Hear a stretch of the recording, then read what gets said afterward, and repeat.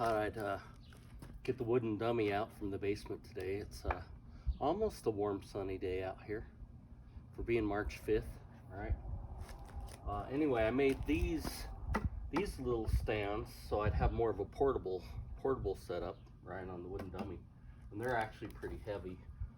But what I did is I actually have another 4x4, or actually two of them, that are cross members that connect these stands on the bottom, so then that way they don't wobble or move, you know, for a temporary setup, right? They have lag screws that I can just tighten. But this works pretty good for just hanging it, right? And just doing minor stuff. And so I've been watching some of the other lineages, the other masters and that. And you know, in our lineage, we always want to make contact and stick and then hit as we're stuck to the person, right? And then you see people, you know, various masters, and they're just really quick at just their hands hitting. And, you know, sometimes they'll kind of control, but it's all about, oh, I got in on you. But to me, I don't really think that that's powerful enough to really do anything to somebody.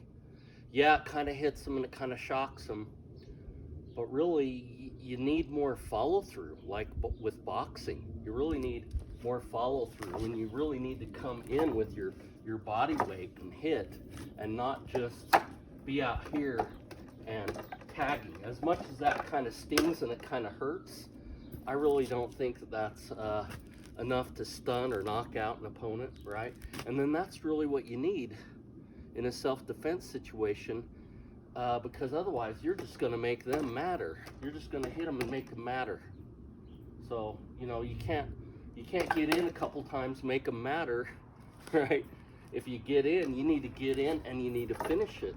And so that's where, with my Wing Chun teaching, I've really gone from, you know, this idea of moving and hitting like out here to having my students actually just come in and almost like mow the person over, or to project through them, you know. And it's still Wing Chun, but instead of just this out here, you know, this getting past the arms and just really more forearm and elbow, right? Because really punching, yeah, it's for big manly men that have really strong wrists, you know, and big upper body, but I'm really thinking it's, and palms, you know, I'm really thinking, no, it should be forearm and elbow. Forearm and elbow, right? And body weight behind it, and body weight not just turning or shifting, but like moving through the person, right? Anyway, just some thoughts. And but I think both trainings are good, where you're, you know, using structure and you're slower, and you're using structure, bam, you know, through your stance. But then also, you know, multiple strikes, you know, real kind of fast hands. But then fast hands don't really do you, what good do they do if they don't really do anything, right? And so I think that's a big complaint with Wing Chun is, yeah, they get a bunch of fast striking hands in, but it, you know, it doesn't really do anything. And so then we need to slow it down and work on that elbow power and work on power.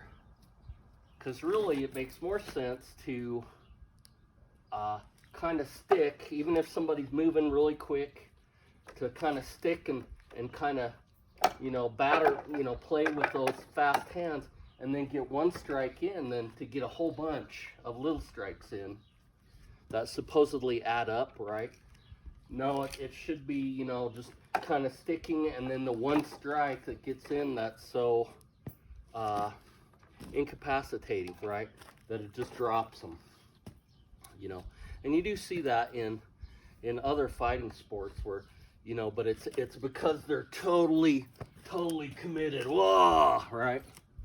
And so I do think that we can work on our power within Wing Chun, and even take some principles from some other striking arts and basically make it Wing Chun by using the principles of Wing Chun to those, right?